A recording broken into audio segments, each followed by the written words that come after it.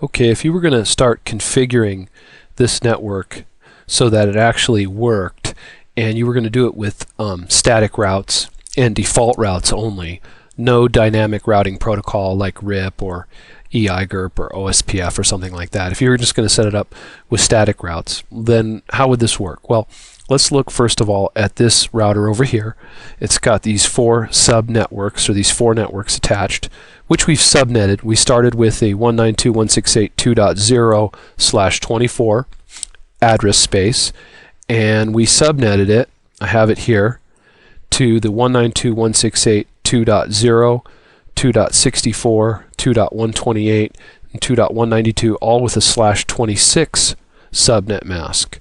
And so this created 4 subnets with 64 hosts in each subnet. All right, I'll put this over here so you can see that. So right here, we needed 60 hosts, and now we have 64 hosts for each of these networks, 62 of which are usable. Okay, so what would you need to do for this router? Well, this is what we call a stub network, or a router on a stick. In other words, this router has only one way out of the network, and that is going this way.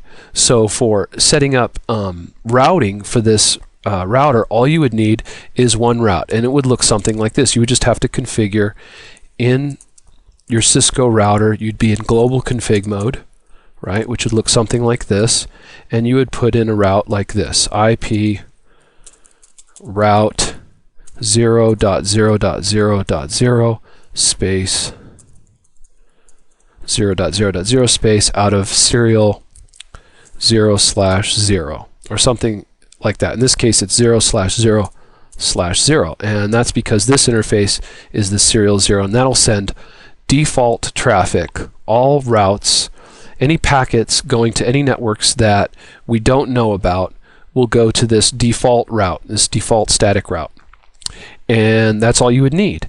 And believe it or not, you could do this same static route for this network and this network. In other words, all 3 of these routers here at the bottom, right, are all stub networks or stub routers with one route out to get to the internet. So all you would have to do is put in a default route going out of the serial 00 interface.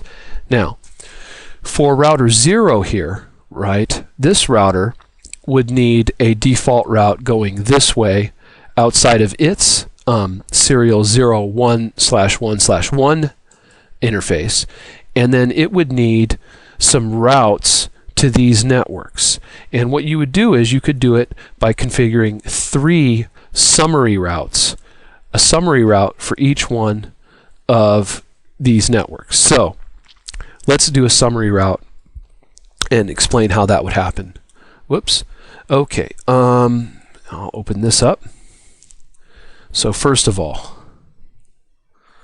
okay, if we want to do a summary route so that this router, router 0, can reach these 4 subnets off this network here, we just need to do a summary route for the 2.0, 2.64, and 2.128 and 2.192. Well, how do we do that? We do that by writing the entire thing out in binary, and then finding the last common bit, and that will be our subnet mask. So let's write the whole thing out in binary really quickly. All right, so that is 192. This is 168. 1, 2, 3, 4, 6, 7. All right, that's 168, I believe. And then that is 2. And that's 0. So that's 192.168.2.0, right? And then I will just copy that. All right, in binary, and so 192.168.2, and this is 0, and then 64 would look like that, and 128 would look like that, and 192 would look like that. Okay, so these are these 4 networks written in binary, and if we look across here, we can see that the default summary, well, not the default, the summary route for this network would be 192, whoops, 168, 2.0, and the last common bit that these 4 addresses have in common, if you're going across, they all have 192s, they all have 168s, all of these are the same, they have all these the same too, and then these zeros all the way here to this 0 is the same, and then here's where you have differences. In this last octet, the 128 bit here, this first bit here on the left, you have 2 zeros on these 2 and then 2 ones here, so that's different. So the last common bit is the 24th bit from left to right, so the summary route would be 192.168.2.0/24, and that would be the summary route for router 0 that it could put in its table. So router 0 would just need to have a route that would look something like this. R0, right, would have a route that looked something like this. In global config mode,